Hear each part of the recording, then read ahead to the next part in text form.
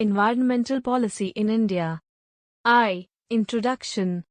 Indian concern for the environment is as old as our origin of civilization.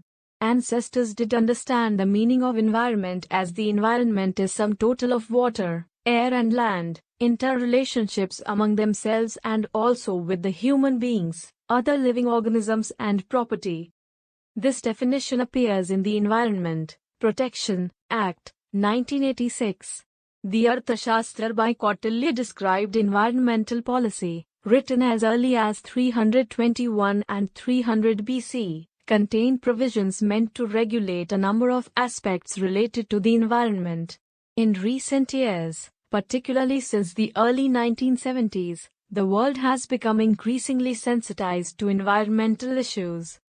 These issues cut across many disciplines and occur at different spatial scales. The unprecedented population growth and advanced technology have led to man's impact on the environment becoming appreciable, so that there is mounting pressure on both environment and resources. Today there is a considerable concern as to whether the Earth's life support system itself is being jeopardized. Sarkar, 1994. 2. The international efforts. The Club of Rome stressed limits to growth and highlighted issues such as sustainability and ecological balance. The worldwide concern for environmental degradation found expressed in 1972 at the UN Conference on Human Environment, 1987. Osborne's limits to growth brought out in 1972 reported resource shortages, crowding, pollution, famines etc. In 1979. A UN symposium identified unsustainable consumption patterns and lifestyles as basic issues of environmental degradation, particularly in the richer countries. It was truly observed by our late Prime Minister SMT. Indira Gandhi, at Stockholm Conference in 1972, said that the environment could not be developed in the condition of poverty, the major cause and effect of global environmental problems. Hence the new development paradigm is growth with equity, stability and sustainability. However, it was the Brundtland Commission's report titled Our Common Future, 1987, a landmark development thinking which brought environmental issues to the fore. The Commission came to a conclusion that the relationship between economic growth and environmental conservation should be one of the complementarity and interdependence. The idea of growth at all costs was replaced by the idea of sustainable development. Sustainable development became a key word, and its importance was re-emphasized at the Earth Summit held in Rio in 1992. The prime concern in all countries at present is to make environmental dimensions an integral part of their developmental plans. Kayastha, 1992.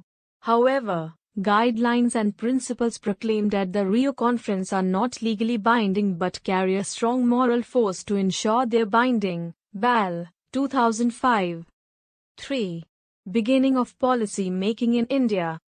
One of the schools of thought has gained grounds which considers the environment as an integral part of the development and argues that economic objectives should be blended with environmental imperatives. Hence, the major concern is with optimal resource use and efficient environmental management, which would be conducive to mitigating the costs of development. Ramna and Bharadwaj, 1980. The environmental problems that countries face vary considerably. Among the factors that affect them are the stages of development, the structure of the economies and environmental policies. WDR, 1992. 2 international conferences, one at Stockholm in 1972 and another at Rio de Janeiro in 1992 on environment and development, have influenced environmental policies in India. Many countries have followed the polluter pays principle, the precautionary principle and the concept of intergenerational equity as guidelines for framing environmental policies. 17 ARSS Volume 3 No. 2 July to December 2014. Environmental policy varies from country to country. By and large, policies are influenced by research, culture and tradition and political institution of the country concerned, as shown in Fig.1. Fig.1 Environmental Policy. 4. Constitutional amendments. The Constitution of India provides a number of directive principles of state policy. Until 1976, environmental protection did not appear anywhere in the Constitution.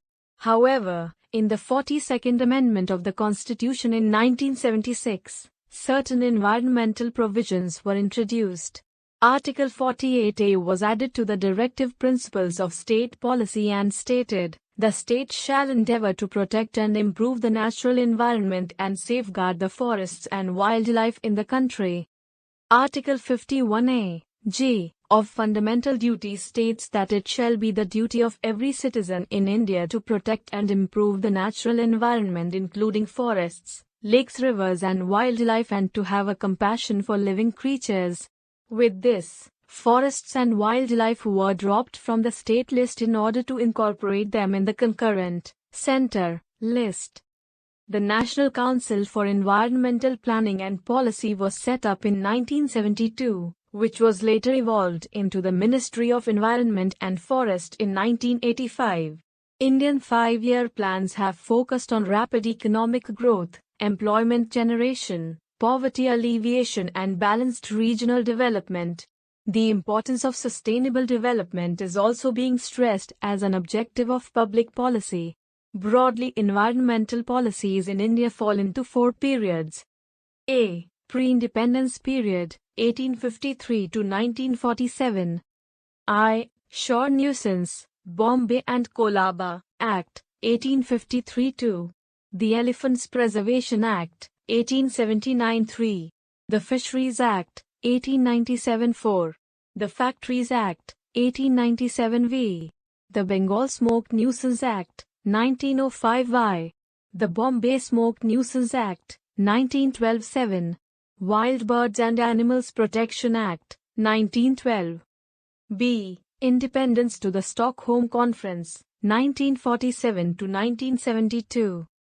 During this period, legislations existed to control the felling of trees, destruction of forests, unplanned town growth, etc. Following acts were in place. A. The Factories Act, 1948. The Factories Act, 1948 provides that the liquid effluents, gases and fumes generated during a manufacturing process should be treated before their final disposal to minimize the adverse effects.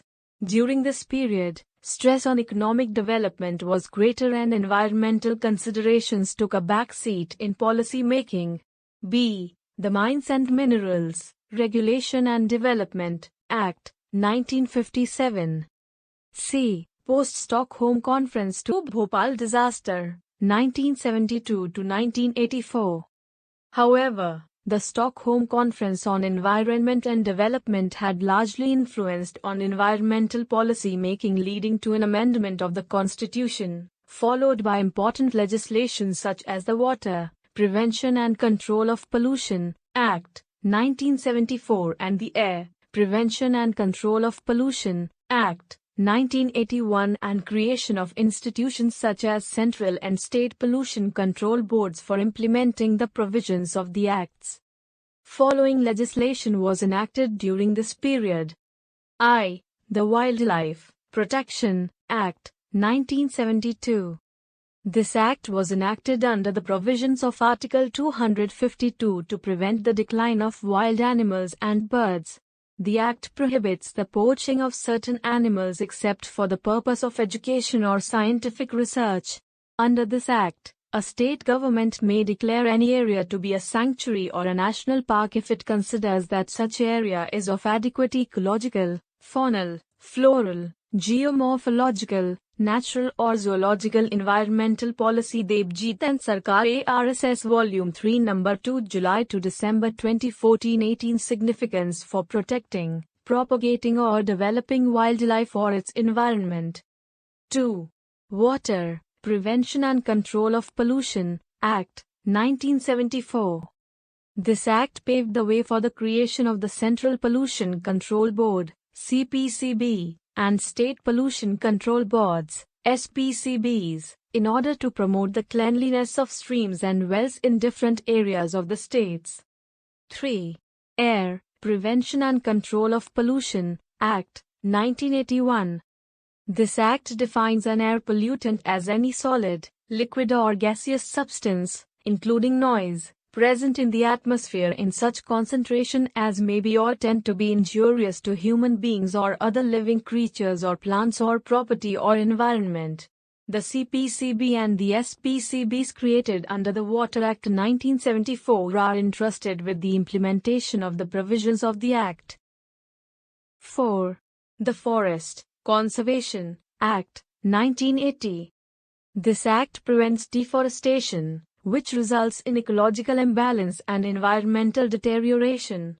The act prohibits even the state governments and any other authority to reserve a forest which is already reserved. It prohibits forest land from being used for non-forest purposes, except with the prior approval of the central government. D. Bhopal Tragedy to 2006, 1984 to 2006.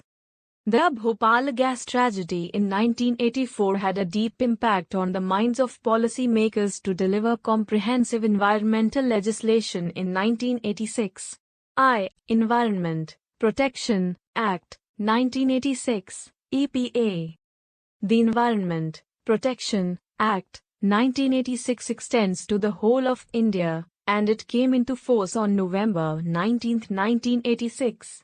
After the enactment of the Water, Prevention and Control of Pollution Act, 1974 and Air, Prevention and Control of Pollution Act, 1981, it was decided that there should be general legislation for environmental protection as well as for coordinating the activities of various regulatory agencies.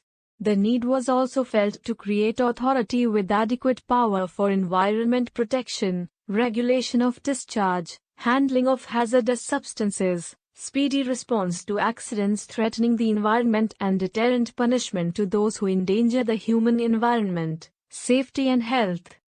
2. The Motor Vehicles Act, 1988. 3. The National Environment Appellate Authority Act, 1997. 4. National Environment Tribunal Act, 1995. The new economic policy initiated in 1991 led to constitutional amendments in 1994 to facilitate the decentralization of powers and resources to local bodies. This period also witnessed A. The Policy Statement for Abatement of Pollution and the National Conservation Strategy and Policy Statement on Environment and Development was brought out by the Ministry of the Environment and Forests, MoEF, in 1992.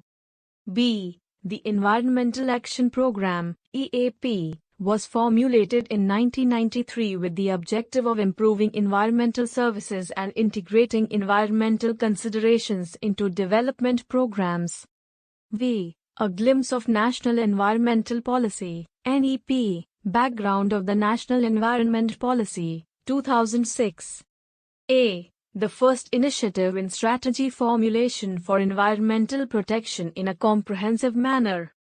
B. It takes into account factors responsible for land degradation and suggests remedial measures required in this direction. Factors include fiscal, tariffs and sectoral policies for their unintentional impacts on land degradation. C. The remedial measures offered to tackle the problem comprise traditional land use practices in combination with science-based techniques like pilot-scale demonstrations, large-scale dissemination, adoption of multi-stakeholder partnerships, promotion of agroforestry, organic farming, environmentally sustainable cropping patterns and adoption of efficient irrigation techniques. D. Mandatory Air and Environment Management Plan, details of the public hearing and a project report to the Impact Assessment Agency for clearance, further review by a committee of experts in certain cases and public hearing. The current national policy can be put into two categories from the standpoint of A. Overall environmental management, which includes I. National Forest Policy, 1988, 2. National Conservation Strategy and Policy Statement on Environment and Development, 1992, and 3. Policy Statement on Abatement of Pollution, 1992. B. Sector-based policies include I. National Agriculture Policy, 2000. 2. National Population Policy, 2000, and 3. National Water Policy, 2002, has equally contributed to managing the environment. The common focus of all these policies is on the need for sustainable development in their specific contexts. The National Environment Policy seeks to extend the coverage and fill in gaps that still exist in light of present knowledge and accumulated experience. NEP, 2006.